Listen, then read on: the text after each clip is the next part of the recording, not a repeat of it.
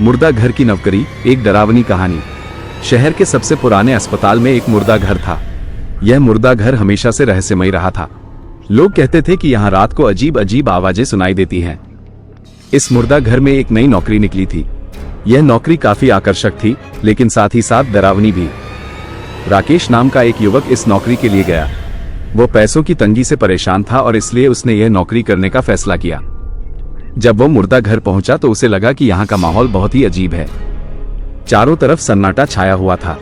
पहले कुछ दिन तो सब कुछ ठीक ठाक रहा, लेकिन फिर धीरे धीरे अजीब अजीब घटनाएं होने लगी।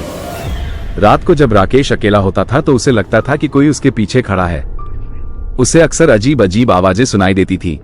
कभी कोई हंस रहा होता था तो कभी कोई रो रहा होता था। एक रात राकेश सो रहा था कि अचानक उसकी आंखें खुल गईं। उसने देखा कि उसके सामने एक सफेद साया खड़ा है। वह साया धीरे धीरे राकेश की तरफ बढ़ रहा था। राकेश की सांसें फूलने लगी। वह अपनी जगह से हिल भी नहीं पा रहा था। तभी अचानक साया गायब हो गया। राकेश ने राहत की सांस ली, लेकिन अगले ही पल उसने देखा कि साया फिर से उसके सामने खड़ा है। इस बार वह साया और भी करीब था। राकेश की चीख निकल गई। वह बिस्तर से उछलकर खड़ा हो गया। राकेश ने रोशनी जलाई और चारों तरफ देखा, लेकिन साया कहीं नहीं था। राकेश बहुत डर गया था। उसने सोचा कि अब उसे यहां से जाना होगा। उसने तुरंत ही अपना सामान बांधा और मुर्दा घर से निकल गया। अगले दिन राकेश ने उस अस्पताल में काम करना छोड़ दिया।